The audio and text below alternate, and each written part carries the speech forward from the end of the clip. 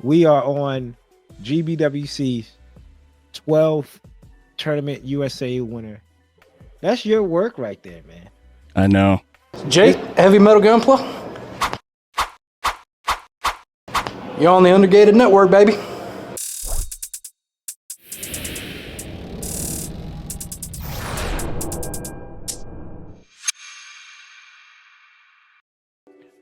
What is going on, everyone? I am Coop at It's Coop on Instagram. I have the homie Austin, Gunpla X Tesseract, GXT on Instagram. The homie CD is doing family duties. He's here with us in spirit. And us three come together every Wednesday to bring you a brand new episode of the Undergated podcast, presented to you by the Undergated Network, where you can find toy hunts, Gunpla figures, Gunpla model kits.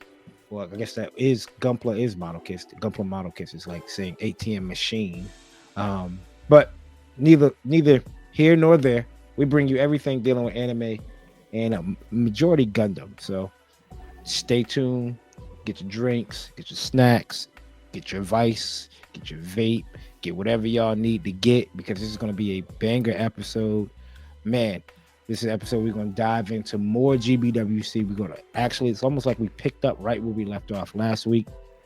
And speaking of last week we sat down and we talked about GBWC, and we talked about the winners of both under 20 and over 21 and what Bandai could do and they didn't do. So if you missed last week's episode, this is what you missed.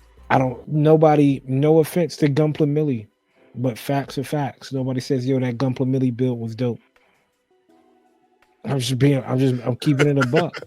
They just went with the biggest content creator. That's all. So that just means we just gotta get it more out there. Because I'm telling you, if the Undergated could have got the interview, we would have held it down.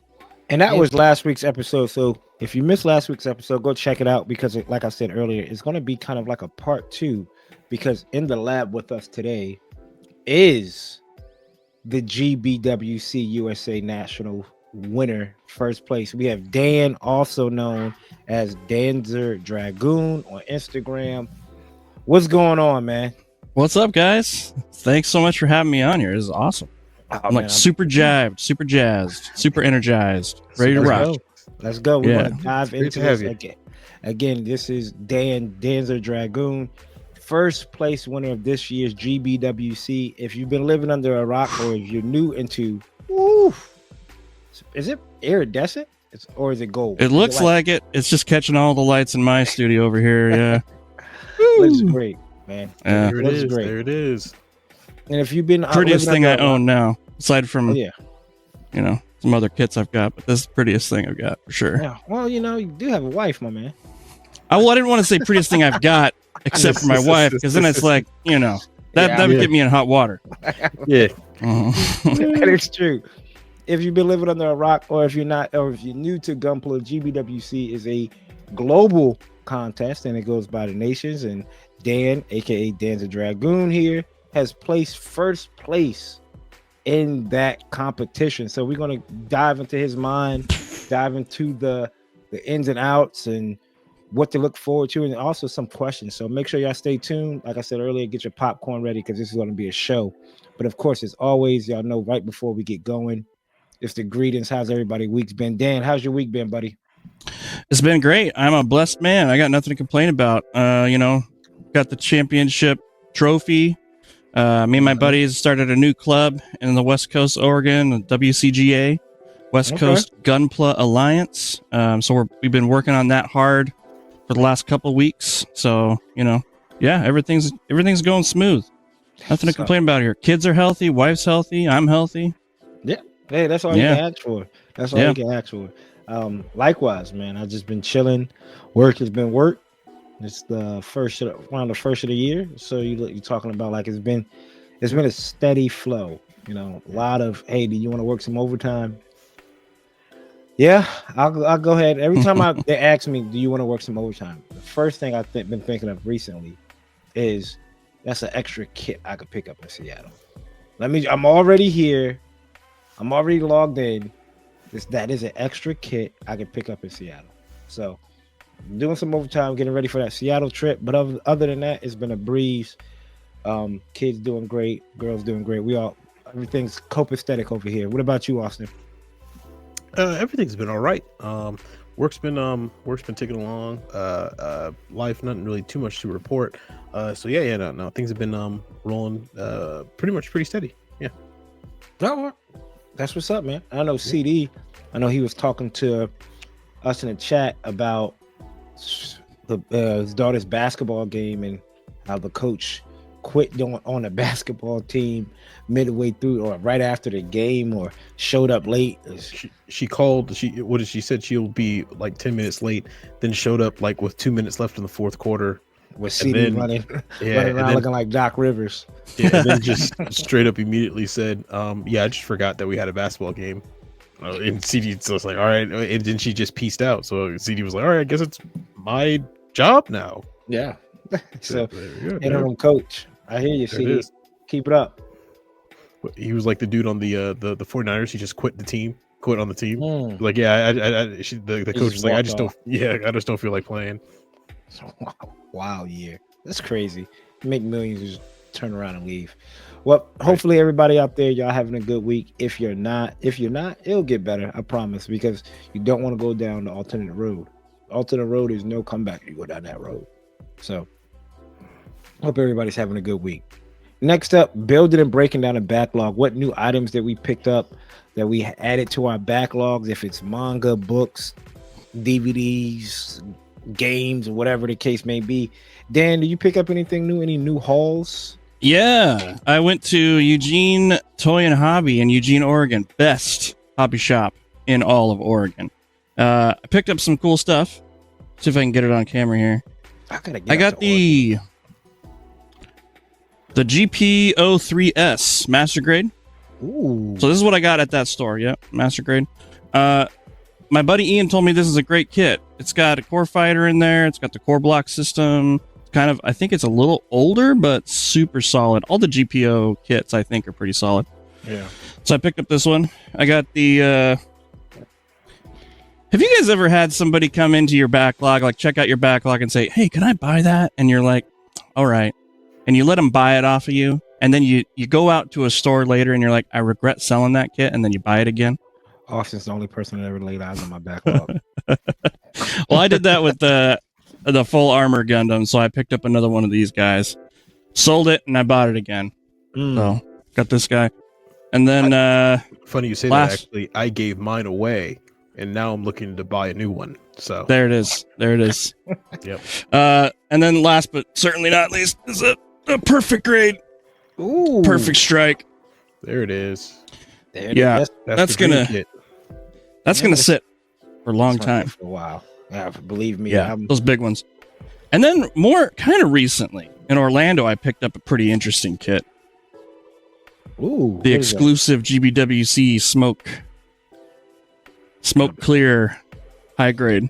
My bad. Which is that the it's the Revive kit? Is it the Revive? Well, I don't know. It's just the one that they give out to the winners.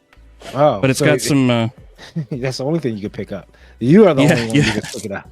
So I don't know if it picks it up on here or not, but it's just smoke clear, but all the parts are reactive with UV light. Pretty neat. Probably never build it just because I'd be too afraid to. But if I go to Japan and I actually place, the prizes this year are pretty epic. They're gonna do I think they're mega sized RX-78-2s. There's gonna be a bronze, a silver plated, and a gold plated one. Yeah, those are the big prizes this year. Wow. Super exclusive. You can't build that. You can't pray build for me. That, though. Yeah, you already know we're looking for the gold mega size to bring the gold mega size back home. Right. I think you can do it, big dog. We'll see. We'll see. But yeah, that's what I picked up. I'm feeling stuffed like a turkey after these pickups. Yeah. Well, hey, you picked up enough for all of us, because mine, if you go check out Coop's Corner, there's a beautiful host that runs that. He does toy hunts every other Friday. Episode drops around 5:30. Give y'all something to watch. I know he bounces around from his Hobby Town, a couple other stores, Best Buy as well. He told me to tell y'all he picked up these. So from Japan, straight from Japan, I'm starting to get into these now. Not into these as in I'm getting into manga, but I kind of want to collect these Japanese mangas. Shout out to Austin too. It's because you go into Austin's room and it's a builder's paradise. I mean, it's the aesthetic is amazing. So I'm trying to sprucing up my aesthetic here, and I picked up the whole set for Gundam Unicorn, the Bandy Disney manga. So this is my favorite covers. These are the ones I have displayed right now. It is books 1 and 4. This one has my favorite cover. It is the Sanaja one, Sanaja in full frontal. But I picked up all 17 books. I have it displayed up here. It's separated. Found like this cool, unique way to show off your manga, and I have it, my MGEX Unicorn, sitting right in between it. So, picking up these, yeah. I want to pick up the narrative. I'm getting in the book 0 book 0, which is episode 0's books 1, 2, and 3 of Unicorn, and I want to pick up narrative so I can have narrative. But these are good. I know, and yes, these are all in Japanese, but like everything else, people, we've seen these shows thousands of times. I can't remember. I'm rewatching Unicorn now, right? And it's like I know exactly what's going on by just looking at the pictures, right? Like we know what this is right here. We know what scene this is. We've seen Unicorn enough to know what's going on in this shot. And if people are listening on Spotify, it is the shot where it's Minerva first captured when they realized who she was in like episode 1 or OVA 1 or however you watch. So, and that's in book 4. So reading, I might skim through it. It's a great way for inspiration when it comes to posing your kits, maybe even just getting you inspired to build. Is picking up a manga, going on Pinterest, alternate ways of just like, if you're in a lull, and that's what I am in right now, kind of like in a toy photography type of lull, crack open a book, watch an anime, and just get in that mood, get in that mindset. So I have been flipping through those, and I did get into SH Fig Arts that came in that hasn't really hit the States. It's only hit one area, so I won't leave that a secret. You got to check out Coop's Corner for that one. You gotta have to drop a view for that one, buddy. So that's all I picked up in the past few weeks. What about you, Austin? Yeah, so P Bandai did drop by my place, and they gave me. They gave you? P Bandai gave it to you? I'm sorry, no. I gave them money, so they owed me a product, so they decided to repay me for that. But here we go. It is the TR1 Advanced Hazel Master Grade. So this is the Master Grade Advanced Hazel. I've been waiting on this for a while. For those of you watching, there was that AOZ heart attack that came down where P Bandai released everything at once. This was one of the pickups that I got in it, that I needed for the Grandmaster plan. Where is the and for the other piece that P Bandai dropped by, it was the TR1 Hazel Reserve unit. This is technically 3 suits in one box, not 3 individual ones. You have to choose which one you want to build, but it's either the Hazel Reserve unit space type, the regular Hazel Reserve unit, or the Jim Quell. This one I will be building as a Jim Quell. I actually wanted to buy 2 of these, but I ran out of money, so couldn't get it. That will definitely stop you from getting anything twice over. I thought about trying to rob a bank, but I just don't think I'll be very successful at it. You be successful. It's how the completion rate. Will you be 1% completing it? You'll be successful. Whatever you consider successful. Well, I'm pretty sure my early 2000s Toyota Avalon wouldn't get very far. Fair Even enough. Not with that kind of attitude. and with 3 wheels. So, but no, the biggest pickup I got was thanks to Coop. He was in a store called Retro Video Game, I believe. Old school video game store. How could I forget the name? He was in an old school video game store, but called Old School. No, he had one game in there that I needed for the collection. As much as you guys know, I am a Ace Combat fan. So Ace Combat 6 was the one game I needed in the collection. I very foolishly, when I was young, gave this game away a long time ago. The first initial release of them. I think I gave it to GameStop, and I lost it. So I needed this one back to complete the main title number collection. So now I have every main number in the series so far. I have 1 through 7, all on disc, all on physical release. And I have a little shelf in my room where I have them all set. I'm going to take out my PlayStation 1 case and my PlayStation 2 cases and put it all there. And then it's all done. So yeah, that's everything I got. I got the 2 Master Grade Hazels. So now the Grandmaster plan is coming together.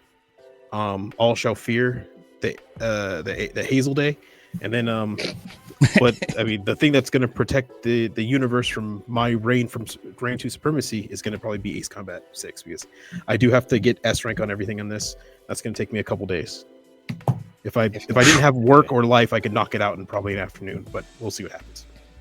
I'm a big fan of Ace Combat 6. Yeah. But I can't be knocking out S ranks in a day. That's a different level. Oh, that's easy. Oh, no, man, that's easy. All right, so you're gonna have to teach me. All right, so cool. All right, so what you're gonna want to do, right? Whenever you go against the Aragon, right, the airplane, the large air-based one, you have to use the rocket pods because they're OD. Yeah. Sorry, Cooper. I know this was an episode for something else, but now it's an Ace Combat episode. So I need this info. Yeah. Now, you know what? This info is so crucial. We'll save it for another time. It'll be another episode. What episode is this, Coop? 161. Whatever episode you want it to be, Austin. All right, so episode 162, I'm declaring it now, will be Ace Combat episode. There it is. Looking forward to it. There we go. Well, that's what Austin's picked up, and he's obviously enjoying Ace Combat 6. Dan down there picked up a slew of kits, especially that Perfect Grade kit. Man. Whew. And I got a smoking deal on it too. Is that your first Perfect Grade? Oh no. I have almost all the perfect grades actually. But I only build one per year because I feel like when I build a perfect grade, it's like a real experience. And I try to just pour myself into it. If I did any more than that per year, I'd just be spoiling myself rotten. So yeah. Dan, so you said earlier you had that feeling of when you gave away a kit and you felt like you wanted to buy another one. Yes. Do you want to feel that feeling again? Because that perfect strike can, that perfect strike can. There's a home for it. Are they hard to find on the East Coast? No, not at all. Matter of fact, he might be closer than you think, buddy. Might be much closer than you think. Matter of fact, it's weird because his name just so happens to have a G, a T, and an X in a weird order. Don't know who he is, but yeah, I can get a hold of him. Yeah. Yep. I mean, I'm open to it. Yeah, I'd sell it to you for what I paid for it. So. Oh no. He's not interested in that. He was just interested in acquiring it, and you having that feeling of getting another one. Oh, I see. I see. You're saying, yeah, giveaway type of thing. I'll have to think about it. There you go. Okay. Well, if I need some karma. Hey, there we go. Nothing. That's one way to give it. That's one way to give high fives all day. Right. High fives and fist bumps. Hopefully, everybody out there got something that they could treat themselves with if it's a book, manga, Blu-ray, Gunpla, whatever it may be. Let us know in the comments down below. Next up, what's cooking, man? What do we have work in progress wise? What do you have on a docket, man? Any movies you've been watching, TV shows you've been binging, Gunpla you've been clipping out? Dan? For me, it's I'm doing the Perfect Grade Exia right now. I don't have anything special planned with it, but it's my perfect grade for the year. I always do one in the beginning of the year.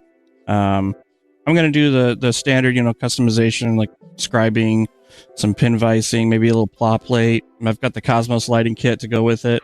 Looks good with the Cosmos lights too. Yeah, I would recommend the Cosmos. So I've done 7 Cosmos kits. They're just far superior to Bandai. Yeah. Far superior. Cosmos, which ones you do? Oh man, looking at my wall here, I've got the Barbatos, I've got the Nightingale, I've got the Virtue. I've got the Virtue. Ooh, the Virtue. Got the new, the high new. How? Because I'm doing a high new coming soon, and I have the Cosmos lights for it.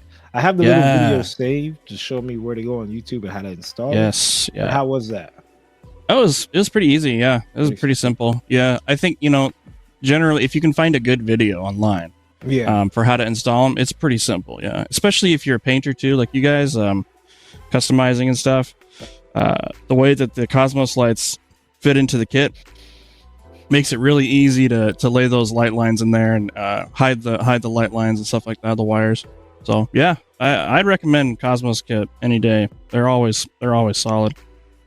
I know that and I'm gonna say this with a grain of salt in this way. It's cheaper. It's cheaper than going the Bandai route. Cosmos, the Bandai LED lights for the Exia is up there like $140. Yeah. So Cosmos when you can find it. Yeah. When you can find it. Yeah. And you can get the unicorn lights. I mean, you're talking about half the price and a lot more. Yeah, you get the whole RGB animated, all that stuff. Yeah. Again, Bandai. That should have been like the first red flag that like Bandai, we got to do something about these third parties. And for them to be like, yeah, I mean, Bandai, they care a lot more about the plastic end of things for sure. What they're pumping out is high quality, high precision, manufacturing and stuff. I think LEDs for them is kind of a little afterthought because they think someone's going to buy this kit, put LEDs in it. So other companies are kind of filling that void a little bit, and I think that's pretty healthy especially for competition and stuff. Okay, I see. One time they did focus on LEDs. They had those button battery ones that you literally have to go in and pull one of the actual powers out to make it work. Right. That's the level of for a fact that they used none of their education to make that device. So right. Right. So it's an afterthought for them for sure. I mean, it's nice for people that that don't know that don't wire up custom lights and light grids and stuff like that. It's a great option. But yeah, having third parties like Cosmos and I don't know if there's other ones out there, but Cosmos is the one that I use. I think it's great. Yeah. And like you said, price. Big factor. The price point you can get the new Gundam or the high new Gundam for like $30. Yeah. And it's a light show at that. So if you want like a head turner, definitely try to get those Cosmos lights for your if it's available for your kit. What else you been working on? You got just the PGXE and that's it for right now? That's it. Pretty much. I just finished the Master Grade Perfect Xeon. That was a super fun kit. Master Grade Perfect Xeon. Wow. Yeah. Must be big huge. boy. So it's the Xeon with legs. The size of trunks. I got it right here. Let me just grab it really fast because you guys got to see how big it is compared to me. It's like a little baby. Wow. Look at the size of that sucker. Look at the legs. He didn't just leg day. Nope. Big old chunks. Fantastic paint job on it too, man. Oh, thank you. Appreciate that. Appreciating and everything. Yeah, it looks great. The head's got a magnet built into it, so I can go in here and flip a switch. Yeah, the lights in it. Yeah, here we go. Nice. Boop. Now he's got a light. Does it? Now it's not going to focus, but yeah, there you go. Of course, right? Can you display it without the legs and have like a Master Grade Xeon? It's interesting. I've never built the Master Grade Xeon, but I was showing it to my buddy, and he commented a couple of times on under the skirt. The connections are completely different from the Master Grade version, so I don't know. I mean, I'm sure you could, but it doesn't have all the thruster bells like the Master Grade does. Okay, that makes sense. Yeah, because it's got big spaces opened up for the giant chunky legs. So maybe how you display it, like if you had it like thrusting at you in that form where the skirts would show and maybe not that. Yeah. So like you could do I have mine on a mirror so you can look up at the skirt and do an upskirt. Yeah. Jesus, man. I mean, you got to do what you got to do to show off that detail. I put work in on that skirt. I don't blame you. That's right. That's right. Yeah. For those listening, the maid outfit was a little bit much on the I mean, it does have that vibe. Oh yeah. Well, that's what's up, man. I'm just working on ODO build, getting that together. That's coming along, trotting along. Reading. I read book 0 of 1, 2, and 3. Shout out to the homie CD. I did say earlier I want to purchase it, but CD was able to find a link so I could read episode 0 of Unicorn. Basically, how did Full Frontal get to Sinaju, and the whole backstory to Sinaju and Sinaju Stein, and also with Angelo's backstory and a couple other I don't want to say key players in a Unicorn, but you see people that show up in the show. It's like, okay, cool, that's dope. It's more of an espionage type of book. It's not your typical Gundam book. It's not your typical Gundam read. It's more like spies, leaked information. We gotta go in, covert, right? Like, and go under and figure out what's going on. So that was a different take. Full Frontal is definitely holding solid at number 2 for my antagonist. It goes in that order, right? Number 1 being Zex Marquis / Miliardo Peacecraft from Gundam Wing, and then Full Frontal, and then even in mobile suits, going Epion from Gundam Wing, and then holding solid at number 2 out of all mobile suits is the Sinaju. And then we start looking, I guess, at like your typical Gundams, like maybe the Banshee Norn being my 3rd favorite of all time. So but reading that was dope. Trying to get a little bit more knowledge into the backstory in Gundam lore is Austin. I'm trying to tell him to do this Advance of Austin month in April where he breaks down the lore of Advance of Zeta. Are you familiar with the lore of Advance of Zeta, Dan? Oh yeah. So you know how deep it could get, and yeah, I need to hear it. I need to be able to drive home and tune into this. So make sure y'all stay tuned for that. But yeah, that's about it. Been watching Unicorn on Gundam Info. They have the episodes. They have the episode versions 1 through 24. What was shocking is the intro. Didn't know there was an intro to Unicorn. Or the OVA, yeah. The OVAs don't display no intro, but this one, they give you a whole theme song and everything. It got new scenes, episodes, like episodic. Yeah. Whoa, not really like new scenes. Like you see, like the Sinaju do like a crazy twist or a move that just action scenes. You really see which watching the OVA, you don't know that this even happened, but the intro has the real grade. Well, the version of the real grade full armor Unicorn in green and white, the awakened version. I always ask myself, why did they drop this kit in awakened mode, but never showed it in the OVA as awakened? He fought Riddy, the Banshee Norn, in the full armor. That's the only time he had it. And he was like, I've been holding back. And Riddy was pissed off. He said, oh, you've been holding back. I can't believe it. And he awakens, and he goes full Gundam mode, and the Unicorn does it. He's white and red. And I'm like, why didn't they give us the white and red, or just made this a P Bandai kit? So watching the intro, you do see the full armor Gundam in Awakened, the green and white state, going against. Yeah. You're right. Money. It's coming down the line. It's already happened. So Bandai has dropped for real grades, right? They dropped the real grade Unicorn, right, which is the standard release. They dropped one of the rarest kits I've seen, which is the real grade Unicorn Bandi Destiny version. So it's this version from the book. It's just the Unicorn red and white, or white and red, but it has the Banshee shield, right? It doesn't have the typical Unicorn shield. That's one of the rarest, if not the rarest kits I've seen before. I think I've seen it one time. Then you have the real grade full armor, right? And then Bandai pulled this trick out its ass like last year. I think it was last year, where they just dropped the real grade full Awaken. So the white and green one that comes with the full armor without the full armor pack. So it's like, Bandai do be Bandaiing. Yeah, you got that right. But other than that, that's what I've been working on the back end, and getting ready for that RG High New with the Cosmos Light set. Going to do a paint job, and try to get that hopefully good to go for the Plamo event down there in Alabama. So, but that's on the docket.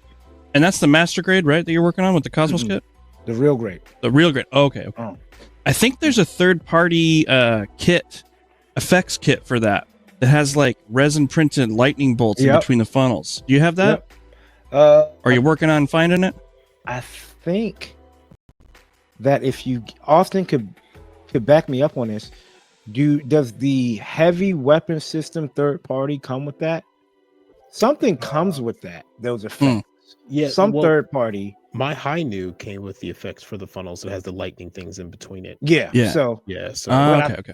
But I think with the funnels though, with the lights, I could see it's like you put them on the funnels. I don't know if it stops the track for that to go in, but I do have the it's like they did, which is crazy. They displayed it. So I bought the Cosmos lights, right? Open it up, got home, open it up. I got it from Gundam Place down in Alabama or Georgia. And I bought the real grade Cosmos light set for the high new. Open it up. It doesn't come with the base that is displayed with in the pictures. It's like the base that has the racks. Right. It's like the racks for the funnels, and is white and blue stripes on it that says high new, real grade high new. And I'm like, that blows. It comes with a little metal frame, which all Cosmos lights do, and I appreciate them for dropping that. But it's kind of like misleading when you look at that picture and you're like, oh, I'm thinking I might get a rack set. Not the first time I've been bamboozled out of display images, USA Gundam, for some apparent reason. Dan, if you don't know, I pre-ordered the photo etch. I was waiting a long time for the MGSD Barbatos photo etch. Okay. Right. And one day I looked on USA Gundam and it says photo etch. It says pre-cut masking tape, and it has pre-cut masking tape, photo etch, and water slides. $9.99. I said, can't beat that. MadWorks. That's crazy price. Yeah, MadWorks is taking forever to hit new type, and it's $20 on new type.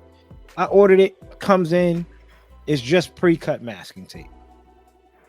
So the person I am, if you don't know, I got on the horn. I called USA Gundam and I said, hey, I think mine, I don't know if y'all might have dropped, the photo etch out of the pack, or it's just not in there. He was like, no, it just comes with the pre-cut masking tape. Oh no, if you go to your post, they put me on hold, come back, go to the post. Oh, we apologize about that. We'll give you a refund, and we'll go ahead and edit that post. And then you go back and you see it now. It's like just comes with pre-cut masking tape. Yeah. So. Oh man, that's so they refunded you though. Yeah, they did. I can't complain about that. Can't complain. USA Gundam is really. I tip my hats off to them. They do have really great customer service.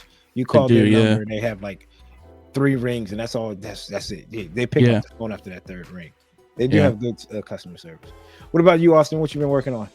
I've just been working on 2 things as usual. It's been building the or finish painting the master grade full armor Galanza, but these are just the armor pieces that are now primed up and ready to go. And I did a little bit of scribing there, but one sad thing is this little V-fin right here. For those probably make it a little bit easier for you to see. Oh nope, now it's gone. All right, nope, now it's gone forever. Okay, nope, now that's gone forever. All right, now we're back. All right, here we go. So that little V-fin there, that thing's been scribed to all heck, and as a result, it's now starting to fall off. But the and it's actually like wavy, so I might have to clip that and clip the other side and have a short V-fin version, which might make it feel a little bit more custom, but also at the same time, I might have to buy a new one. But so yes, buy a new one for the V-fin. Yes. But no, all the parts are kind of scribed up. There's a few scribing lines here added here, and this is all. I did this more for color separation more than detail, because there's some stuff I'm gonna want to a different style I want to paint this. I'm thinking mostly primary color is probably just gonna be white. Oh, I lost my light. There you go. It's gonna be white. So just white anywhere that's the armor there, but everything's good to go. Are you half and half in it too? I feel like half and halving. I kind of really like the half and half look. Can I comment on this thing? Man, Go ahead. the asymmetrical nature of what you've done here is like blowing my mind. And your scribe lines are crispy. Those are some of the crispiest scribe lines I've ever seen. Thank you, sir. Yeah. I didn't add a lot. There's only a couple of them. So, but yeah, no, I took my time with this one. I'm going very slow with this. But I might do asymmetrical because this asymmetrical looks dope because it is supposed to this in my head canon. This is supposed to be the test platform they use to test all the stuff before they actually put it on the regular Galanza. But then again, there are some more pictures of it where it has the full armor on it. It looks pretty beefy. But also the other kit I've been working on is this. It was our blind build that we did in our little pocket. It is the Congo full arms girl Kotobukiya. This is just snapped together. This is nothing done to it. This is literally just snapped out the box. There is some. I've never experienced this with Kotobukiya. There's some part fitment issues, like things that don't really want to fit well. And I kept thinking that maybe I missed a cut or something like that. But there's just some stuff that needs to be shaved down, and I have to go in there and kind of delete the little panels. But you see this little line right here? That shouldn't be there. A little separation of the skin. That should be actually flush. And most people know Kotobukiya kits, especially where the skin is, where two pieces meet, the engineering is so precise you can't actually see the seam line when you put it together. Like this thigh. Oh, well, I was zoomed in the wrong spot. Let's choose a different picture. There we go. Yeah, so this thigh right here, there's actually a seam line. These are two different pieces. There's a front piece of the thigh and a back piece of the thigh, but it's on there so well that you can't actually tell. Same thing with the leg. You see when I zoom in, you can see the seam line here, but all you have to do is put the little glue patch on it and then sand it down, and then you can't tell. Yeah. So then it would be gone. So that's what I'm doing right now. This is actually gonna take some work. I've been doing the technique of cutting a lot of the regular connection holes, like cutting a good portion of them, because I'm gonna have to re-separate it later, and it's a lot easier there. I've been carving out joints because they're so tightly well fitted that when you paint it and that layer of paint's on there, they're actually gonna impair it from moving, and then rubbing can occur and stuff like that. So there's a lot of work that needs to go in just to get it to here where it's ready for paint.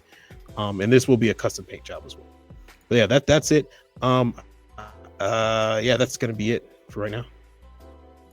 Look at that, man. Y'all putting in some work. I can't wait to see that Exia when it's done up, because I have one as well, the PG Exia. What I've heard is the frame. I looked at my guy Wilton, who built it with the Cosmos lights at Hobbytown.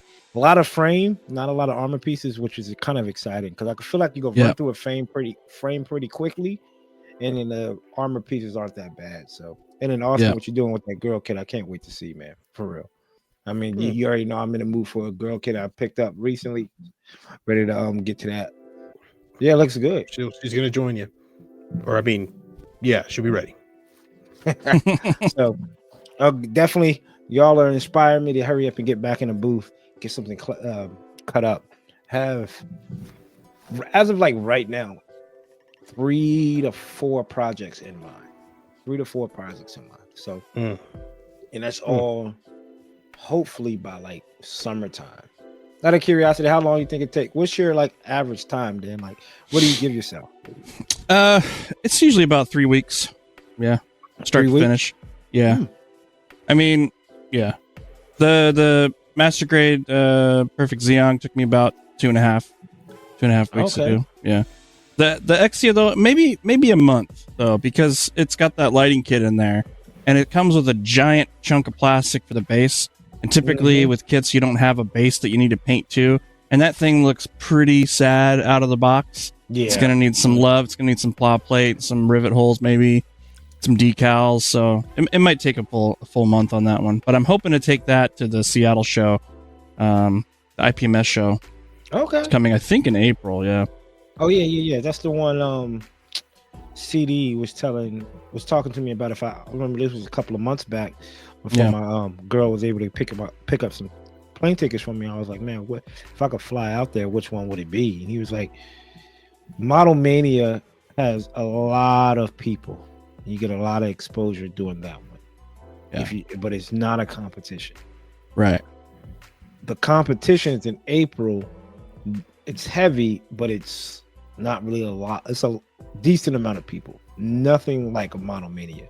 So I think he said you have more time at Monomania because could be a 2-day event, right?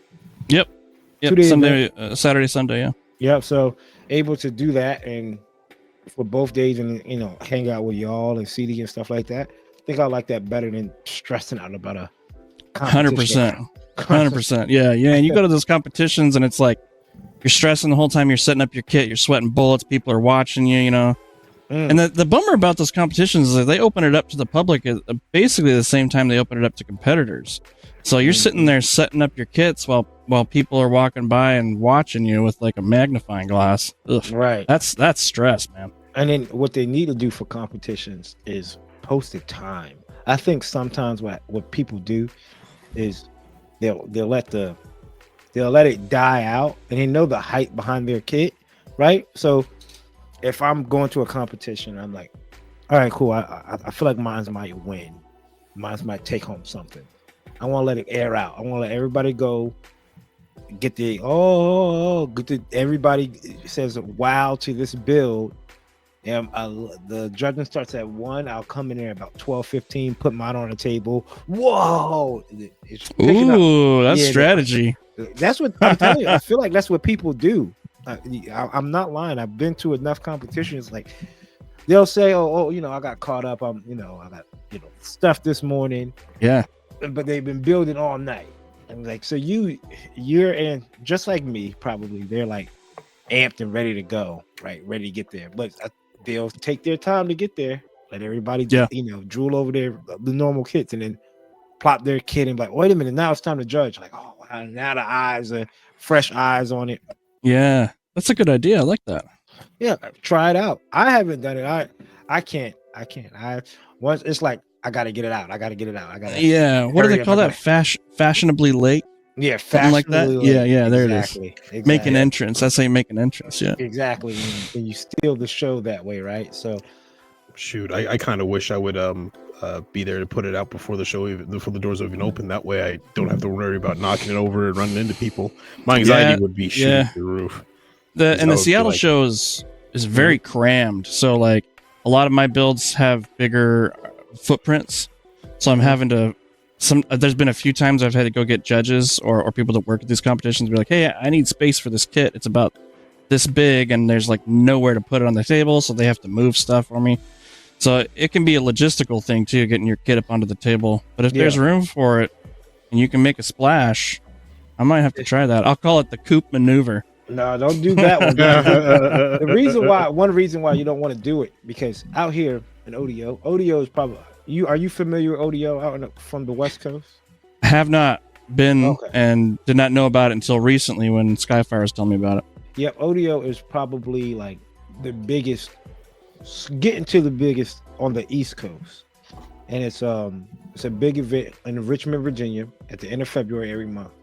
There's people out there that really strategize, like not just come late. Like I've also built a Penelope, and I want to put a Penelope on the table because if I put my Penelope, this random non-painted panel line Penelope sitting on a table to eat up space so the next guy can't put their kit and they run out of space. So they'll have a table, right? They'll, a table, 1/144th table. Right.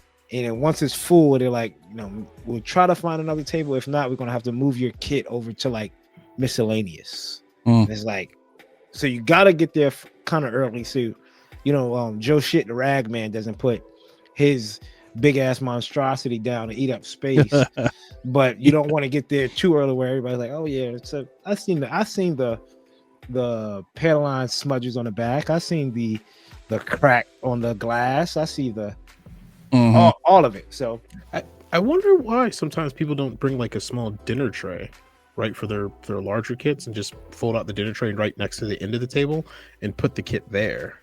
And then that way, they're like, this whole area was reserved for me, but it was you who brought the dinner table. Right? Like legit, that's not a bad idea. Right? Not a bad idea. I mean, you just have to pay for a dinner table, and at that point, right, you're just like, right? You're just, yeah. And then the only thing is, you also have to walk in there holding a dinner table. Everyone's going to be looking at you like, whoa, is this guy going to eat his TV dinner here? Is lean cuisine? Is that? Act like you own the place and everyone will leave you alone. Exactly. Yep. Yeah, exactly. You know what? 100% Dragoon, you got the right. Next time I walk in there, just a scowl on my face. I'm just going to be listening to Gangster's Paradise on max volume with my boombox. Man, Or so Kanye West champion. You're a big competition guy, huh, Dan? Yeah, every build I do is for competition nowadays. But that's just because I love it so much. I just love it. I love winning. I love losing. I love participating. Because when you lose, you learn. Yeah. That's the best way I learn is if I get it. I mean, I've been to competitions where I put kits out and I don't get anything. I get no awards, no nothing. And then I look at the ones that did win, and I go over those suckers with a fine tooth comb. Like, what did they do that I didn't do? And that's how I pick up, that's how I pick up what to do better on next time. So, and then of course, winning's nice. So can't win unless you compete. So that's true too. You're kind of like me, kind of cut from the same cloth, man. Where everything I do is for a competition. It feels like so. How and we're here with Dan. Dan's a Dragoon GBWC winner of 2024, 2025 for the United States. Just sitting down and chopping it up with him, asking some questions. What do you do for? Because I'm trying to get out of the habit of. I don't know if you do it like me, but if you don't, what I tend to do is I don't like everything has to be secret. Right, going back to that strategy, I know I'm not as good as a painter like maybe in Austin, or shout out to like Nick Models and Hoskin House, those guys. So I'm not as good as those guys when it comes to like painting. So I feel like if I reveal what I'm doing, I'm revealing it out to the public. And they get then counteract, right? That's the football mindset. I'm over here like blue 48, right winkle, 30x switchblade, right? I'm hand over the mouth trying to keep everything tight knit. Do you do that for competitions? Is it like, hey, everything's a secret right now? Is it going to be a big reveal? In my mind, my ODO build is going to be dropped on Instagram, scheduled 1:00 Saturday, right when judging starts. Yeah. I mean, so for me, I don't typically talk about a build until I have it in my mind. I know exactly what I'm going to execute. I know what the finished product is going to look like in my brain. And then once I have that fully fleshed out, then I'll tell people about it. Because what I've found in the past is if I talk about an idea, then everyone wants to throw in their 2 cents, and that's great. But then if you pick that up, if you pick up that tip or that idea from somebody else, to me, it feels less mine and more of a collaborative effort. And I want my builds to always be like 100% my idea, my execution, generally speaking, so there is a bit of secrecy. It is nice to hype people up, like show work in progress. I like to show work in progress things on my Instagram. You do that. You do the work a little bit. Yeah. I'll show the nitty gritty. Like I'll show like on my Perfect Xeon, like I was showing the scribing and like the dust and the plastic bits everywhere and stuff like that. And then I always just and then there'll be a gap where I don't show anything because I'm working hard, and then drop it like it's hot, and then people see it. Yeah. Wow. I know. Awesome. But I mean, there's good parts to both of those strategies, like not showing anything, and then you drop it at a competition. People are going to be like, whoa, I didn't even see this thing. Where'd this come from? Yeah. And then you get to talk about it fresh. Yeah. You got all the hype on it at that point. So that's how that's how I am, man. It's just, I know that if I start revealing, people go, oh, that's what Coop's bringing. Oh, it looks good. Oh, I can't wait to see this in person, man. I'm glad I was able to see this in person. I'm like, oh, thanks, man. But it's like, sometimes you gotta, like Kendrick Lamar says, sometimes you gotta pop out and show them. Well, see, another thing too, though, is you're a lot bigger than I am online. You guys have a lot bigger presence too. Like I have like 400 followers on Instagram. That's it. So I get into these shows and nobody knows who I am. No, like they call it, like they've been called the dark horse before. I come in out of nowhere.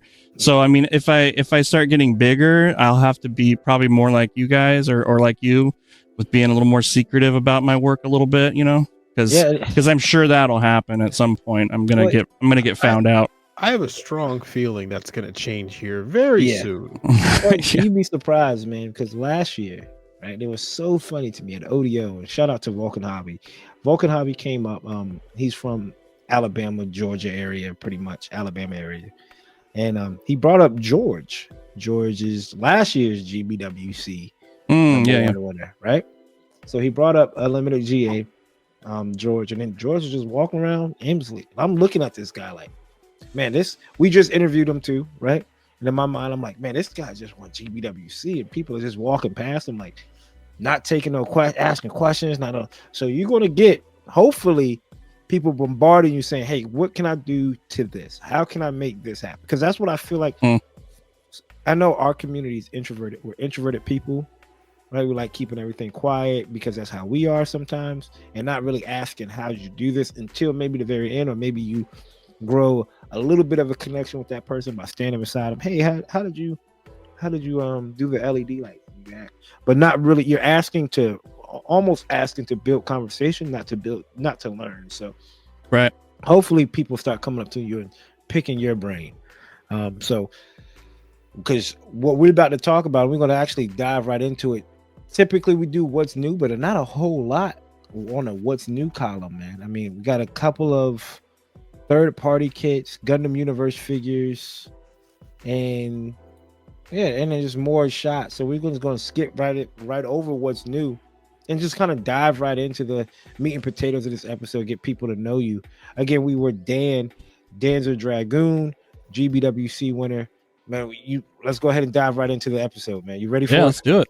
Awesome. Let's rock and roll. So people may know that they've seen this guy's face on YouTube not that long ago. Not on this page, but let's say about a few weeks ago, you were down there in Orlando, man. Yeah. Tell us about the show in Orlando. Tell us the nuance. How was it? Put us there. Take us to Orlando, man. Yeah. Well, I mean, so I submitted my build to the GBWC. One of the cool things this year is they did, if you can choose either online or in person. So, but when you register for either, you got to submit your photos to Bandai, which is really nice because hobby towns aren't going to have like DSLRs and photo booths, and sometimes they're taking pictures with their cell phones, and you don't want Bandai to see those pictures. So, I won the in person, and then about 2 weeks later, I'm checking my email every day. Checking my email. I'm checking the GBWC website every day. Try to find out like if I place, because I just wanted to place this year. That was my goal. Like if I could hit third place, I'd be over the moon. I'd be so happy. And then I'm at a gas station with my family in the van, and we're filling up, and I'm like, I should check my email. I checked the email, and there's an email from Bandai Hobby North America saying, and the first sentence says, "Want to congratulate you on winning first in the United States GBWC." And I lost it. I stick my head into the car, and my kids are in the back. They're both twins. They're 6 years old. My wife's there, and I'm yelling at my wife like, "I won first place!" My kids don't know what's going on, and they're yelling because they think Daddy's mad or something like that. And Jackie starts yelling. It was just a total explosion. People across the aisle are looking over at us like there's some kind of domestic disturbance happening or something. So that was that. Then Bandai flies me down. So they pay for the ticket. They pay for the hotel. They pay for the whole thing. They make sure I get into a nice spot. They meet up with me. I have like a person come out and meet with me, and they give me a quick tour of the venue and everything. So I got like a personalized tour. I got to cut all the lines. Made me feel really special in that regard, Yeah. I got a special pass that said like Bandai guest on it. It's different from, so yeah, it was pretty cool. After that, they bring you backstage. I got to meet a bunch of, I don't remember any of their names because it was kind of a rush. It was very fast paced. Once I arrived at the venue, there was maybe an hour between when I arrived and when I went on stage. And in that period of time, there was no vetting, which I thought was kind of funny. Like I could have gotten on stage and like ripped my pants off or something. You know what I mean? Like been some crazy guy. They didn't even vet me or anything. They were just like, you're going to go on stage. They're going to ask you a couple questions, and then you're going to take your reward, and that's going to be it.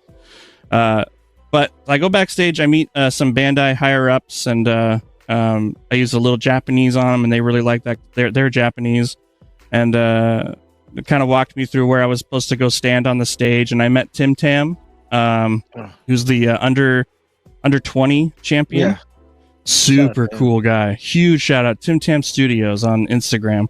He is if you've seen his build, it's got like the Gundam. Yeah, you guys showed on the last episode. Crazy talent and such a genuine person too. So I got to meet him. Got me out on stage. Did my pony dance for a little bit. Talked about the kid a little bit.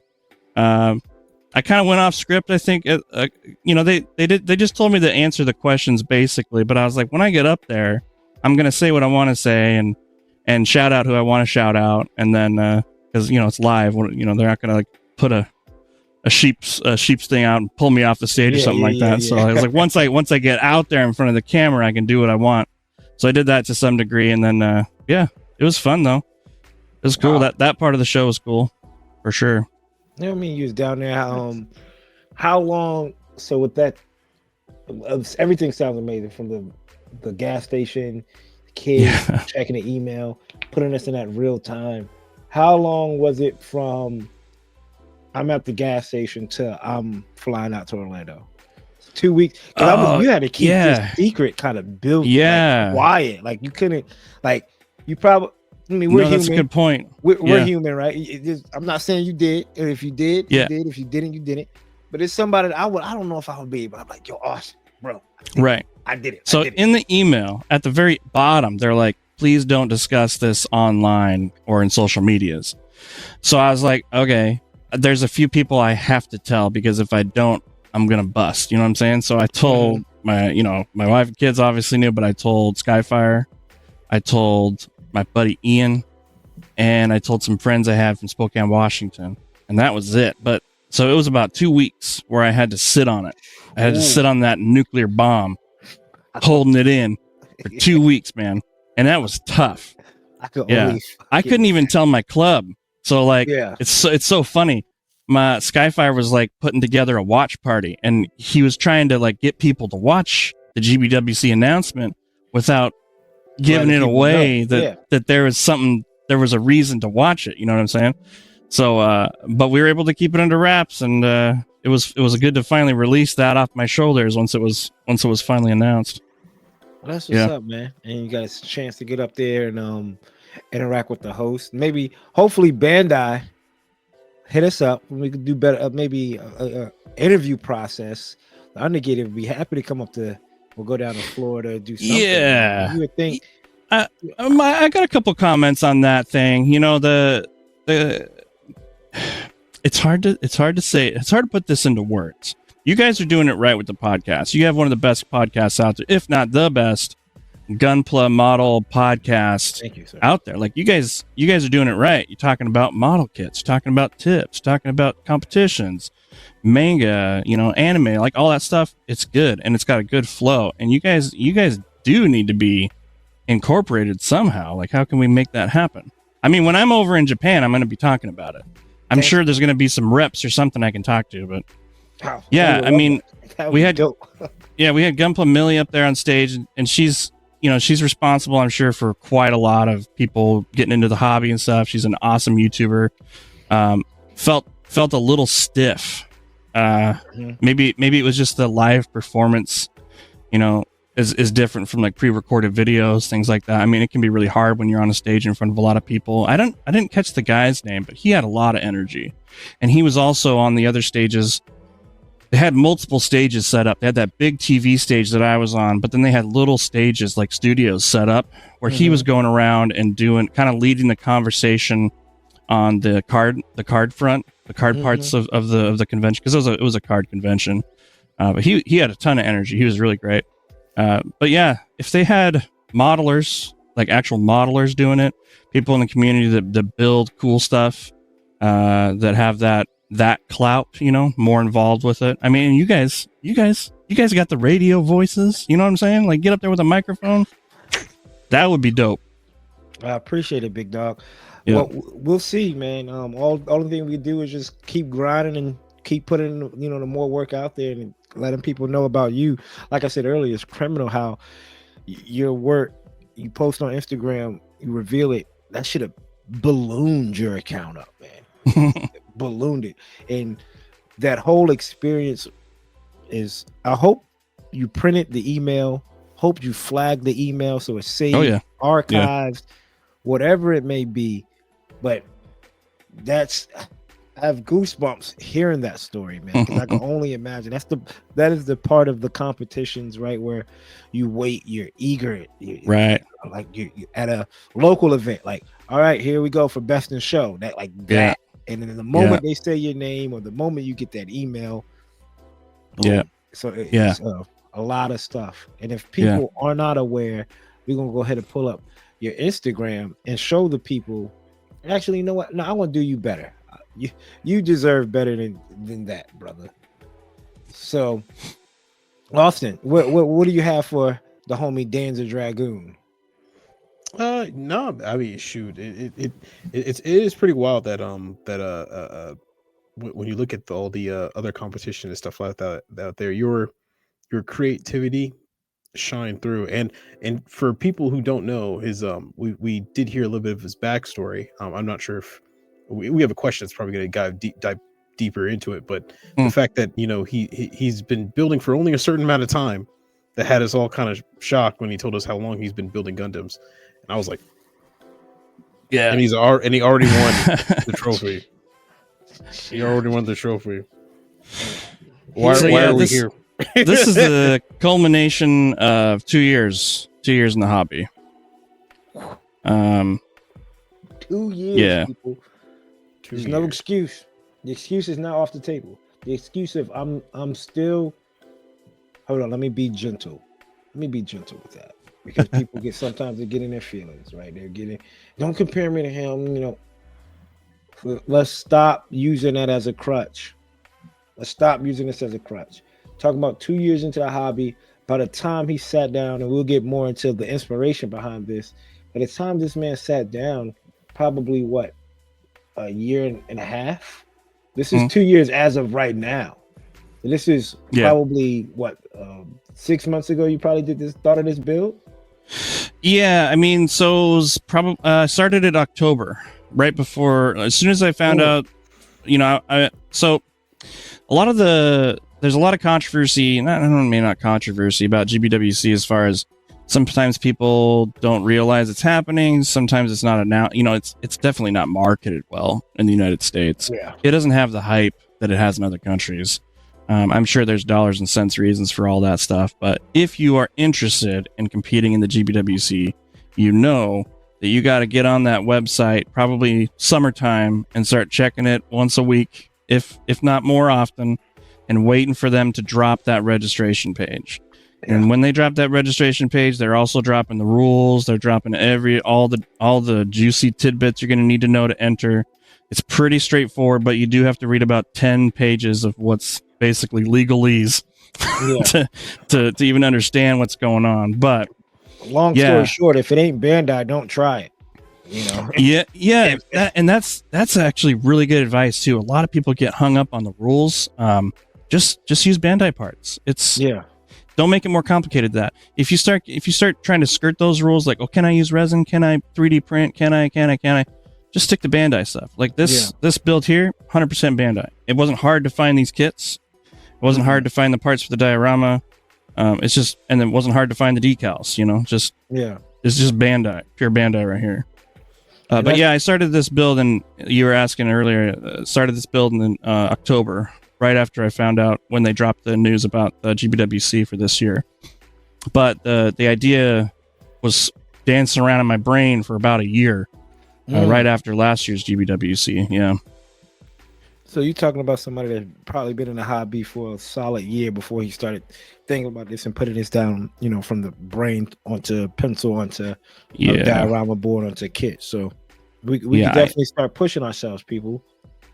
Yeah, I had a full year of my third build I ever built was a competition build. I went to my first competition and cut my teeth in there and won an award for best Gundam, and I was like, whoa, all right, maybe I can keep going on this, and just kept trucking along. So by the time I built this thing, I had about a year's worth of painting and detailing and learning, deep learning on how to do the stuff that other people are doing, and emulating and pushing myself past those things that I learned, and trying new things like dunking 2 kits into a chunk of resin.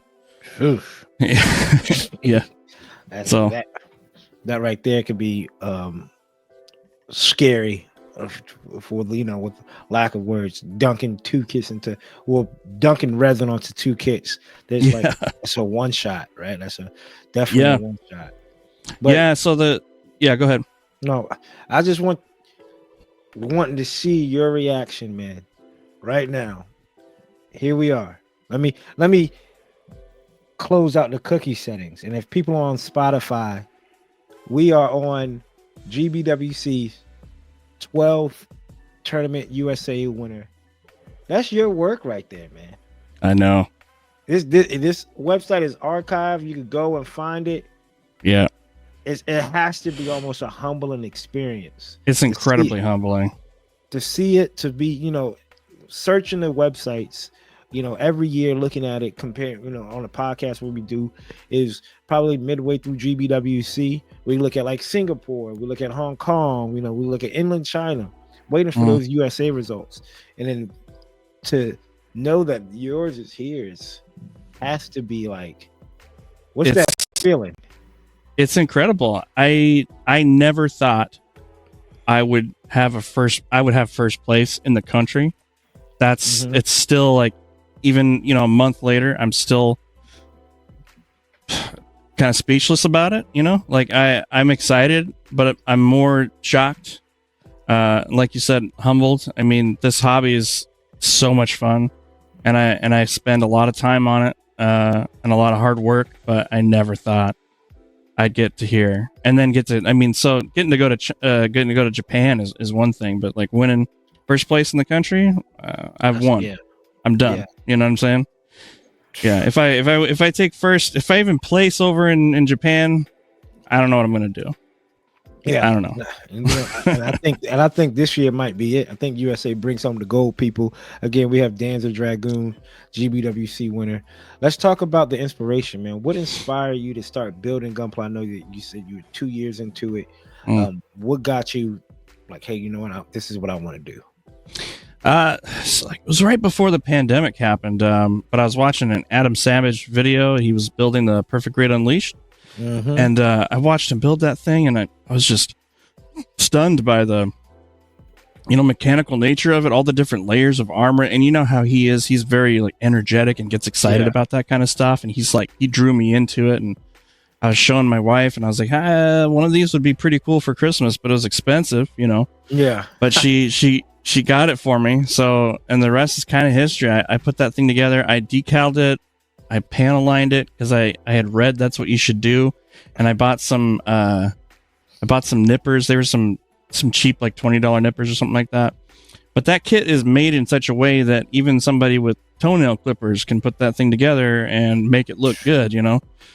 But yeah, I'm looking at it right now. It's so nice to see that, and then my work kind of progresses along the wall, you know, as far as painting and stuff like that goes. But yeah. About 2 years ago is when I started it, and that was the first build I did. And that's a good way to get hooked. Yeah, it's one of the better Bandai kits out there. Yeah. Were you familiar with like Gundam before? Was it like, I mean, obviously, no. Is it like I don't know if you grew up in the Toonami era or if that was even your thing growing up. But was it I'm on YouTube, or what is I know of Adam Savage? What's he doing? Or I'm on YouTube. Who is this guy talking about the RX? And I click play. Which lane are you in with that? I didn't know anything about Gundam or Gundam model kits at all. Like full stop, nothing. I knew that they existed like in a periphery part of my brain, even the anime part of it. But I have a background in woodworking, and Adam Savage does a lot of like making videos where he makes stuff a lot. So that's why I was watching his one-day builds and stuff, because I find those fascinating. And then he had this pop up on there, and I was like, huh, what's this Gundam stuff? That's kind of where it started. But now I'm into it like full stop. I love the anime. I love the mobile suits. Yeah, it's a trip, man. It's an amazing hobby to be into. And the community is amazing as well, as long as you are around the right people. You know, I mean, meeting Austin for sure, because of this community, speaking to somebody like you and being in this community, it's a great community to be in. Great community to be in. Yeah. So, our next question, take it away, Austin. Yeah. So, how do you approach the design for a custom gunpla kit? Do you start with a specific concept, or does the inspiration come organically during the build? Yeah, I mean, every kit that I pick up or buy, whether it's $20 or $300, I see it and I think this would be cool in this diorama. This would be cool in this scene. This would be cool with these lights. This would blah blah blah blah blah. And I like log it away in a file in my brain, and it doesn't really move until I pull the kit off the shelf, to work on it. So, I mean, when I go shopping in my backlog for what to build next, I look at a kit and I think, oh yeah, I thought this. Oh yeah, I thought that. So a lot of the idea or the inspiration for a specific build's already there. It's already been marinating for a really long time before I dig into it. But as far as like the process, I mean, once that's like a base idea, a vague idea of it's going to kind of look like this when it's finished.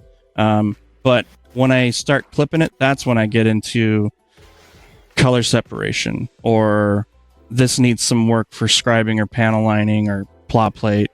Kind of wing it from that point. But that as I build through it, it solidifies. The idea solidifies for what the end product's going to be. Yeah. It's crazy. I think I'm the same way. Like every kit I look at, I purchase, there's a diorama in mind. There's a toy photography shot in mind. There is a scene in my mind that I have to get out. It's been a long time where I bought a kit. And I tell this to City all the time. One thing I want to work on, which is crazy to say, being in the hobby for, at this point, going on 7 years, 2018, 2018 being in the hobby. And I'm at a point where I want to just snap build a kit. I want to buy a kit and go, I want to snap build this and not touch it. I'll decal it, top coat it, and not touch it. Right. And then no diorama. And it's hard. It's definitely something where you go, I don't know. Because one, you don't know when those kits might reprint, right? So you over there searching high and far and wide for a kit that you just snap build.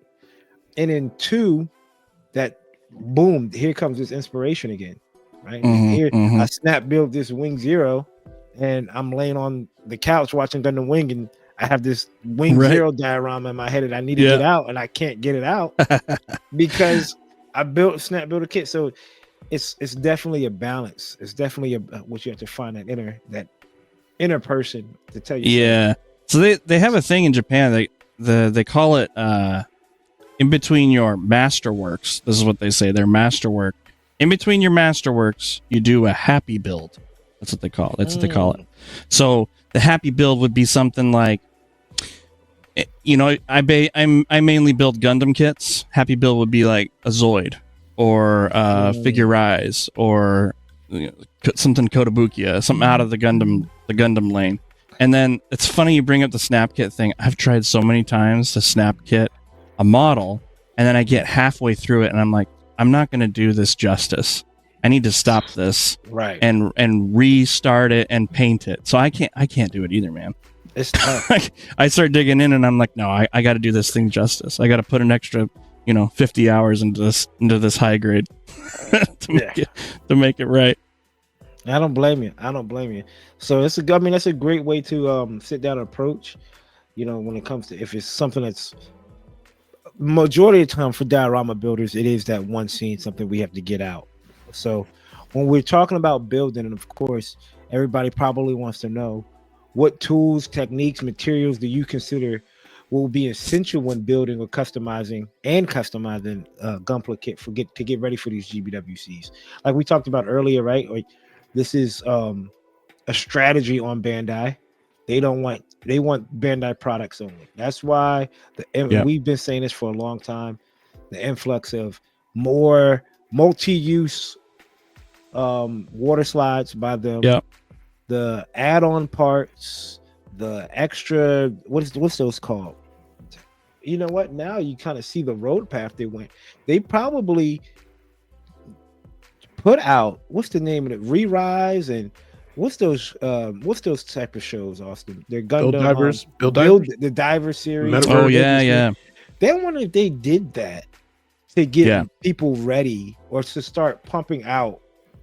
Like, our goal in mind is Bandai sitting at the table was like, we want our products to be used only for GBWC. How can we do it? Well, let's start a show that pumps out a lot of kits, that needs a lot of accessories, that gives us reason to pump out nothing but accessories, and nobody can use the excuse of sorry, only, I have to go third party, I have to go 3D print an accessory. You have accessories, you have hands, you have a lot of pieces. What techniques or tools do you feel like you are a must in your for a GBWC competition? So I mean, I tell everybody that in my club that asks me about because they always want to know about airbrushing, painting, because that's like the meat and potatoes of customizing, generally speaking. I always say, you can have a fancy airbrush, fancy compressor, fancy booth, but if you're not putting a high quality paint through your brush, you're just going to get poor results. The brand that I use most, I use a few brands of paints. Mr. Hobby, like Mr. Color paints, are really good. They're my main. SMS is really good, and Gaia Notes is really good. Those three paints I've found work for me and how I run my airbrush. So that lacquers all the way, all day. Always lacquers. They just have a really good adherence. They have really good. They don't chip as easily, so when you're putting things together, you don't have to worry about parts chipping or scratching. And the finish that you get when you put a top coat on is just going to look butter smooth, if whether it's gloss or matte.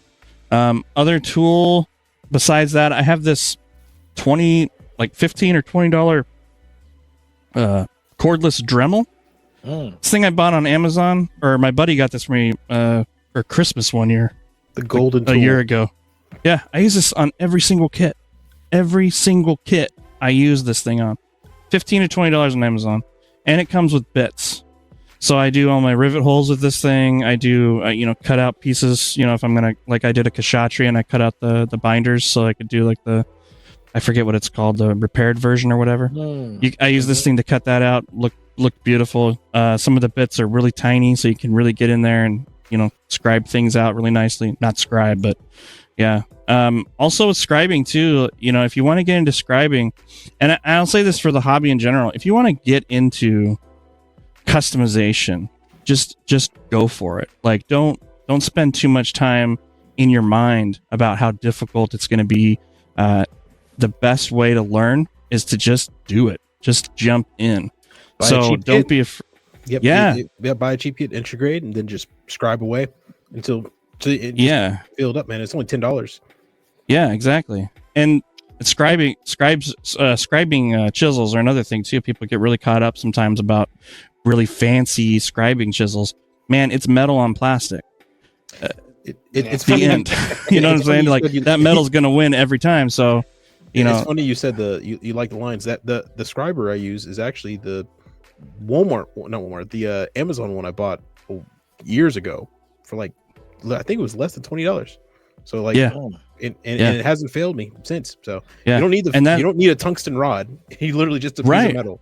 Yeah, and so the results you're getting are a result of tons of practice. Hours sitting there, and and that's another thing too. Like, use your scribing tape and trust your scribing tape. Trust it. When you're running that scribe along that tape, just put a little pressure alongside that tape, and it's going to guide you all the way home, baby. Just get nice and smooth, get nice and soft on there. But that's a whole different different episode talking about scribing. But I mean, tools wise, you don't have to get expensive. Aside from your paints, buy good paint. But when it comes to metal tools like Dremels and scribers and sanding paper, you just whatever's cheapest, whatever you can find is cheapest is going to work. It's going to do the thing. That's what's up. That's what's up, man. I mean, you're right. When it comes to this hobby, we could get caught up, and I mean we as in the community, because it could be viewed as social currency, god hands, or Yeah. the craziest. The whole MadWorks collection. I remember one guy Yeah. had the entire MadWorks collection on his desk, and I was like, dude, you're probably. And when he was done, I was like, dude, you used like 2 tools. Why didn't you bring out the entire catalog? Yeah. And so you don't always need the best or the high end stuff. I mean, I'm talking. Listen to these guys. You're talking to a guy who just won GBWC, who says get this $15-$20 Amazon Dremel, Yep. and Austin, who is way ahead of his time when it comes to even just like the social media side of everything, on the build and his aesthetic. He uses a $20 Walmart, Amazon Scribe. So it's not always, I got God hands, I need God hands. It's not, I need this display, whatever, to do whatever. Just trust your technique, trust the process. There's a question I think a lot of people want to know, man. Can you share this experience and what you faced throughout this build process of your GBWC entry? I mean, the whole thing was pretty smooth up until the resin pour. That's when things got weird, and that's also like I had no experience with resin. I had never used it before, but I knew from my research that it was going to get really hot because I was going to be doing basically 2 gallons of resin and in one shot, and I knew that once I poured that resin in there, there was no turning back. It's not like I could take the kits out and try again. So I had to make sure I tipped it on its back, and I secured the Zagox in with their feet with the screws. Mm-hmm. And then I kind of positioned them where I wanted them, in their poses.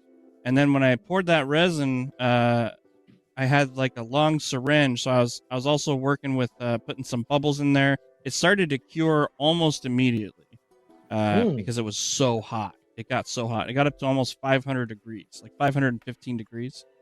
So when I was putting the wiring together, I had to make sure that I was doing the normal twist, but I was also doing a loop so that even if the solder melted off, it was still within the heat shrink going to be holding on and making connections. So everything worked out. It could have just been a total disaster, but it worked out. I brought that sucker outside though because it was smoking. I did it on my kitchen table, and it started smoking. And my wife was like, I think it might be on getting ready to light on fire. And I was on the other side of the kitchen. I was like, what? And I would come over and there's smoke coming off of it. So I bring it outside. I put fans on it.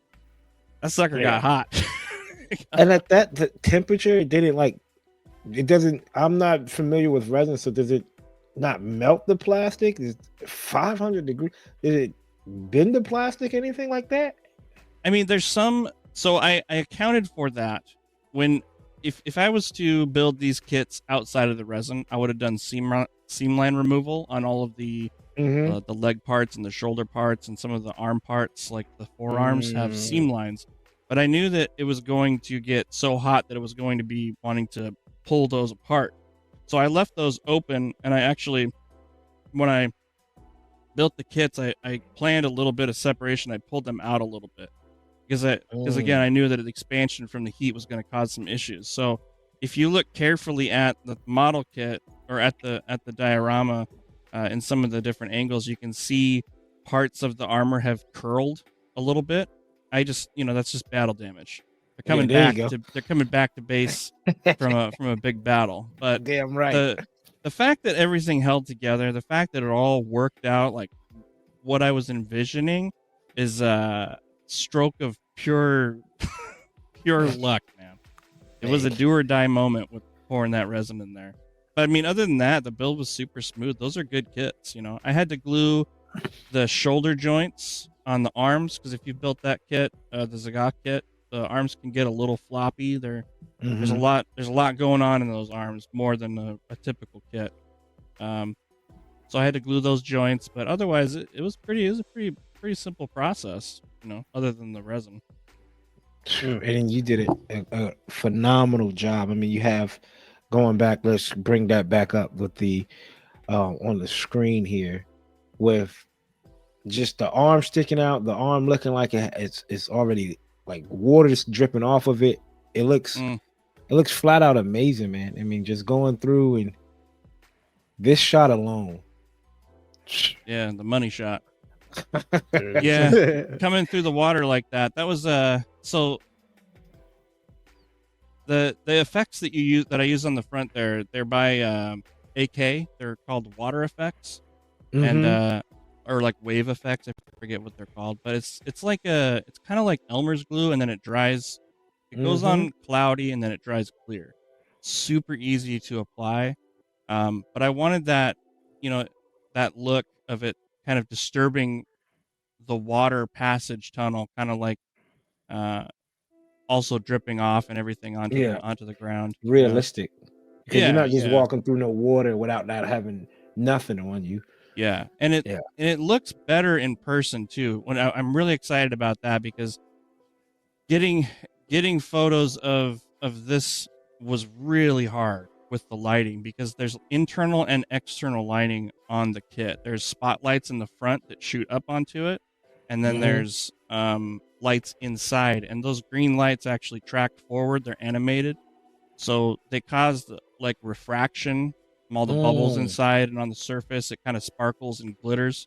So people are gonna, when I bring that to Japan, they're gonna see a lot more animated. Yeah, a lot more animated look. That's what's up. Did you write the comment right here? Yeah, but okay. It's funny. When I wrote that, I didn't I always figured that Bandai would be like, "Hey, you won. Please write something." So because we're gonna put that on the website. That's just what I wrote for the submission. It's a very technical write-up. But whereas, you know what? And I'm sorry to cut you off. Yeah, that might go into it as well. If you're gonna input or throw anything throw your name in the hat for GBWC. And I've seen these at competitions.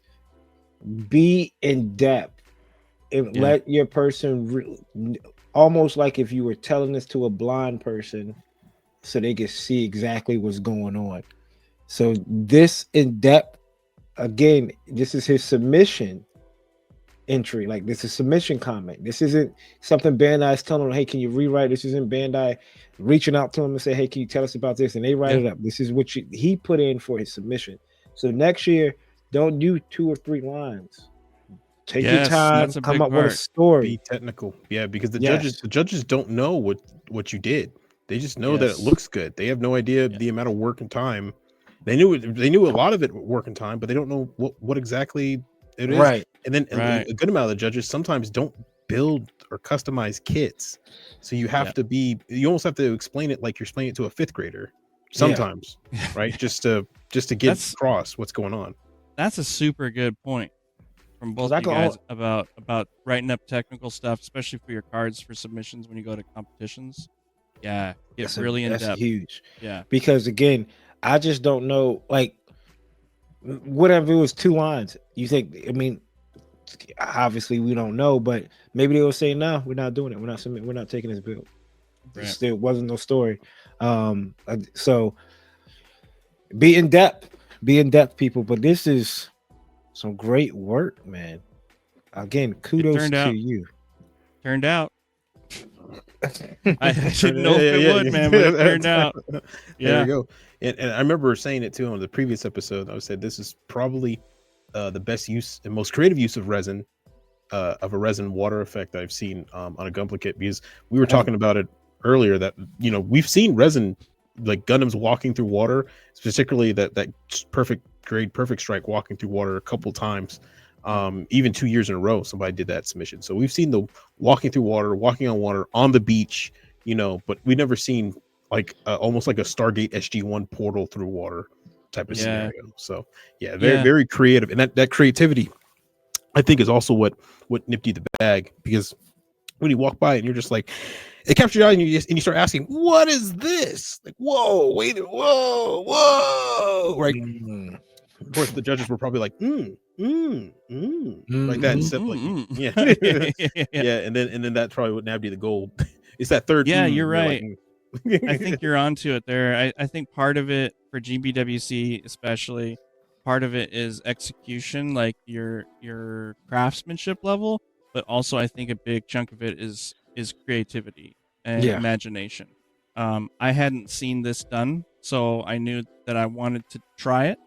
I had seen, like you said, the other works that had like some resin waves and stuff like that. Beautiful work on those.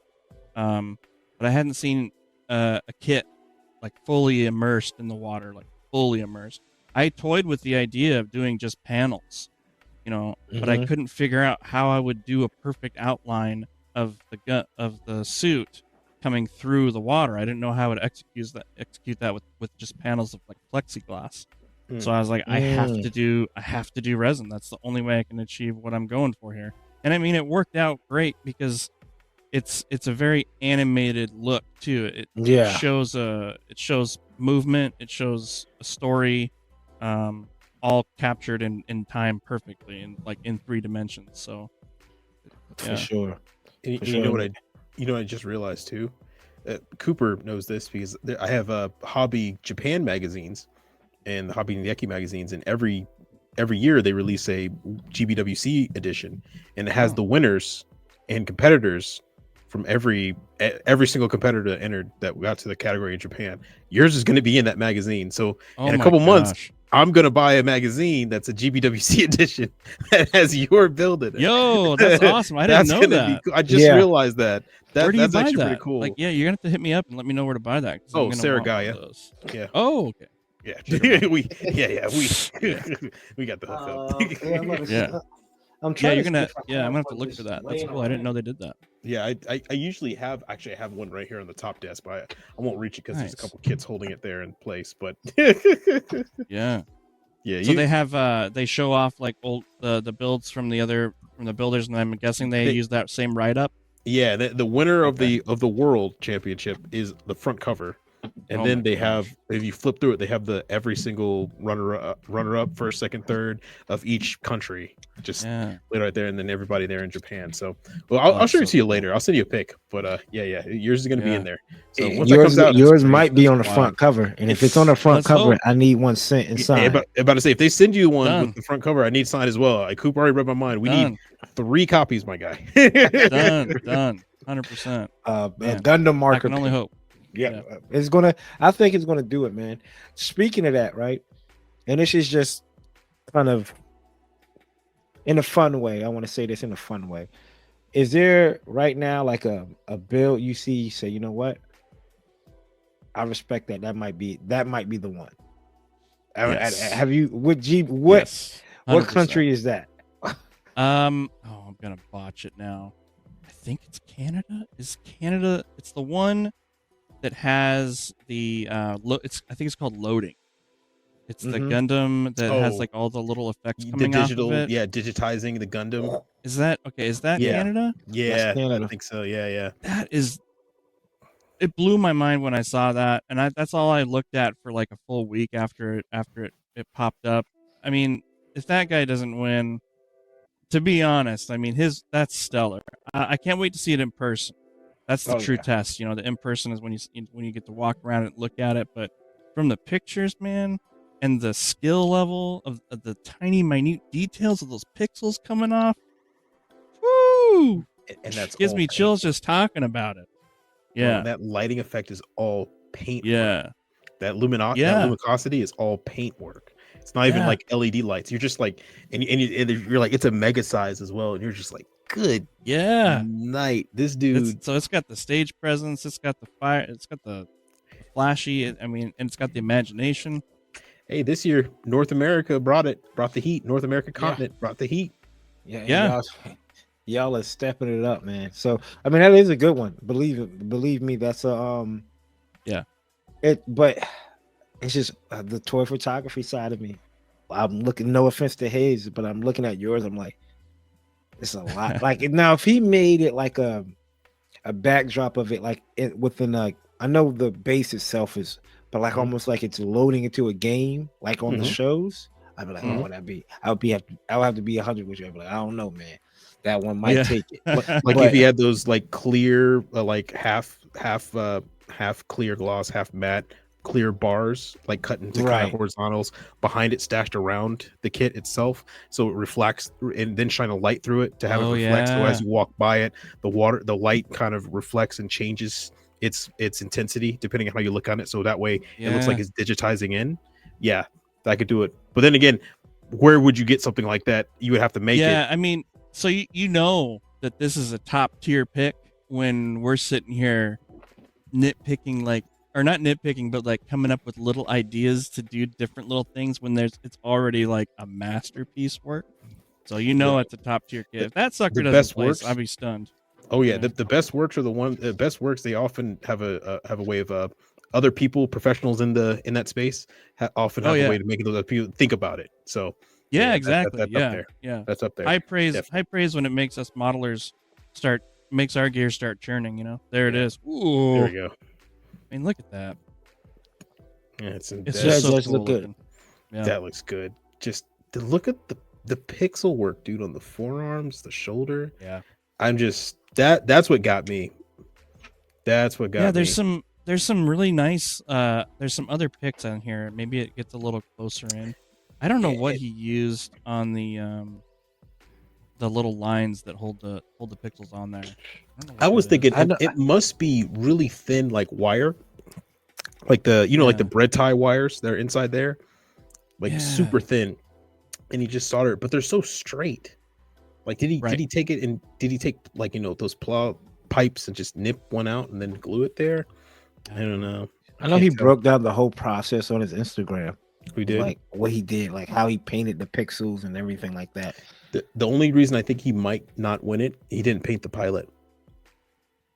Oh, I know it was. But is that it's an aesthetic choice. It's by choice, but but right off the bat they'll be like, man, if the pilot had color, because all what they're going to think about is this looks perfect, that looks unfinished, right? They'll say, oh, this is that's not. Is it done? Is it done? Oh, it's done. Okay. Yeah. Who knows what goes through the judges' minds? Who knows? Yeah. Unless he's trying to make this look like a hologram. Unless, you're right. Unless you're trying to make it like hologram, like half clear, that could work too. Look at that foot. How the foot's all digitized on there. Yeah. That's what I'm talking about, man. I'm not trying to get you worried, man, because like I said, I think yours I'm not. No. Like I said, I already feel like I won, man. I mean, like I can't be happier. I'm so stinking happy. I'm walking on cloud 9 every day. I go to the grocery store and I look at people and I'm like, you realize who you're standing next to right now? Yeah, as they should. Kind of like speaking of that too, take us into the real life process of getting ready for Japan. I don't know. Do you work at like a job? I know you said you do a lot of woodcraft stuff. Is it like home? Is it like, hey, I could only imagine if I won. I need a week off of work. Going to my manager and saying, "Hey, I need a week off." Oh, what's the matter? What is everything all right? Yeah, I'm actually going to Japan because I won a competition. I'm lucky that my like life is very flexible. I do a lot of commission stuff, so I am able to kind of set my own schedule for things. So getting the time off for Japan wasn't a big deal. When I told my buddy Skyfire I wanted him to go with me, that was a little more of a worry because he has a little more constrained schedule. But he was like, he messaged me back within 5 minutes, and he's like, "I'm going." His boss was like, "Yep, you're going," and da da da da. So the process of getting ready for it was, I mean, I was ready to go. Like as soon as they told me that I won, I was like, "I'm doing this thing." So, when you flying out? The 20th, I believe. Okay. Yeah, and the first thing we're gonna do is most likely is probably hit up 7-Eleven. Yeah, I've heard good things. I've heard good things. I've never been to Japan. Have you guys been? No. 30. Yeah. When I turn 35, it's going to be my birthday gift to myself next year. Nice. Next year, I'm going to treat myself a week in Japan. Absolutely. The flights aren't that expensive. It's like $650. Don't tell me that. Get down there. That's a round trip. Don't tell me that. Might be early. My thing is too. I got to make sure everything's squared away with my passport. My thing is, whatever you won and you didn't have a passport, hey, we're gonna win. We're bringing you out. How fast can y'all expedite a passport? That's the thing too, like a little behind the scenes. When I found out, so my wife had been telling me for a couple years, you need to get your passport renewed, and I'm like, I'm not going anywhere. And then I won this thing, and it was like, you need to get your passport renewed, and I was like, yeah, I do. So I hopped on that sucker like immediately, and it's gonna come in like right under the wire. It's gonna be worked out. But yeah, passport's a big thing. It takes about 3 weeks if you expedite. I think what I've heard, it does take a while. If you expedite it, it's 3 weeks. But I've heard if you go in, often I kind of privy enough to go up to DC, you can get it done in a day. So that's what I've heard before. You can go up there and turn around, bring everything you need to get everything squared away within that day. Yeah. It is the whole day, but you can get it done in a day. Yeah. But that's going to be exciting, man. I mean, we're talking about the Gundam statue. That's a must, right? Like, yeah, by now, we're gonna be right next to the Akihabara district, so there's gonna be just hobby shop, and my buddy Skyfire, if you didn't know, he has self-imposed a model kit buying rule where he's not going to buy any model kits for a full year. This is before he found out he's going to Japan because he's trying to work on his backlog. He's not going to survive, man. It's the nice second try, week. Scumfire. It's the second week of January. He can just not do that and then say, "Oh no, the official." He should switch it over to the financial year. Hey, the financial year ends in March. The financial year ends in March, so he's got time. Yeah, Skyfire. Yeah. It's been a good run, brother. 3 weeks. 3 weeks. Yeah, he's barely made it so far. It's been rough. He went with me to Eugene, and he was biting his nails. He was shaking. He looked like he was coming off of some drugs or something, man. Skyfire, it's been real. 3 weeks. Let's go ahead and commit. Let's pat ourselves on the back for 3 weeks, and a lot of kits that you can pick from. And at this point, it's an asterisk. Just say you didn't buy it. Say in 2025, I didn't buy any kits, but have an asterisk beside it. Yep. We'll vacate that year. And you know what? If you don't buy any Skyfire, that just means more for us because me and Cooper, we got PayPal ready. Yeah. So if you we have a list. I plan on getting a couple extra suitcases. And you guys are on the short list of space in that suitcase. So tell me what you're looking for. I have not a whole lot because shout out to the homie Pencil Knight. He actually just went and he had a ball, and he was telling me the prices over there. He was like, "Oh, it's like P Bandai in person." Like, he was sending me pictures of a kit. I was like, "That movie box is there right now. I need it." Yep. Yeah. Like, oh wait, I've never seen that box art. I need it. Yeah. Like, I'm like, yo, you see this over there? I sent him like an old listing off of P Bandai, and he was like, "You mean this one?" I'm like, they just got it in the store. Oh what my the gosh. hell? That's brutal. Yeah. So you got loaded up? Yeah. Well, not really. I try to make sure I don't. When people do favors for me, I try to don't OD like that because I don't want it to be like, oh, you come on, man, leave some space for everybody else. But sure, I'll let you know though. Yeah. Send me a list. Yeah, absolutely. Send me a list. Well, that's Danzig Dragoon. Man, it's been a pleasure to have you on the podcast, man. Just real quick for the people that's out there listening, what advice do you give for the people that want to get into competition, want to step up their level? What's something out there? Because you're an inspiration, man. You're going to be an inspiration. Somebody's going to watch this video and go, you know what? I watched the Undergated, because people have came up to us before and said, hey, because of y'all's videos, I pushed myself. I got back into the community. Somebody's going to tune into this video and go, that guy, I watched the video when y'all had the USA Gundam guy, the USA winner for the GBWC, and ever since then, I've been dialed in. So for that person that's about to lock in from watching this video, what do you want to advice you want to give them? Swing away, man. Just swing away. Don't be scared to try things. Don't be scared to mess up. That's how you learn. That's how I learned. I dive into everything head first, and then whatever comes out the other end is either a learning experience or a triumph. It's one or the other. So if you are thinking about competing, people, I'll tell you from someone who competes a lot, my perspective, I just want to see kits on tables. If you're using a paint pen, put that in there. If you top coat your kit, put that in there. If you know do a good work on the nub marks. Get those suckers filed down. Put some top coat on it. Put some decals on it. Whatever. Submit that thing. You never know. But people just want to see kits on tables, and I'm one of those people.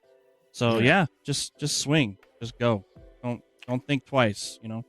Dive in. Absolutely. That's good advice. Just don't hesitate. Just pull the trigger and go for it. Yeah. Never hesitate. Hesitating will get yourself killed in some job. So don't hesitate and just keep pushing. Austin, tell people where they can get some dope kits if they want to work on building some kits. Yeah, you can get your kits at vulcanhobby.com. Once again, that's vulcanhobby.com, where you can save 10% with using our code Undergate10. Vulcan Hobby is a good friend of our show and our sponsor, and they help us do what we do. And also, we're helping you guys save some money with them. Once again, that's vulcanhobby.com, Undergate10 for 10% off on your next order. CD, where are you? Where is he? Oh, man, I guess I got to tell him where they get the paints from. CD gets his paints from SMS.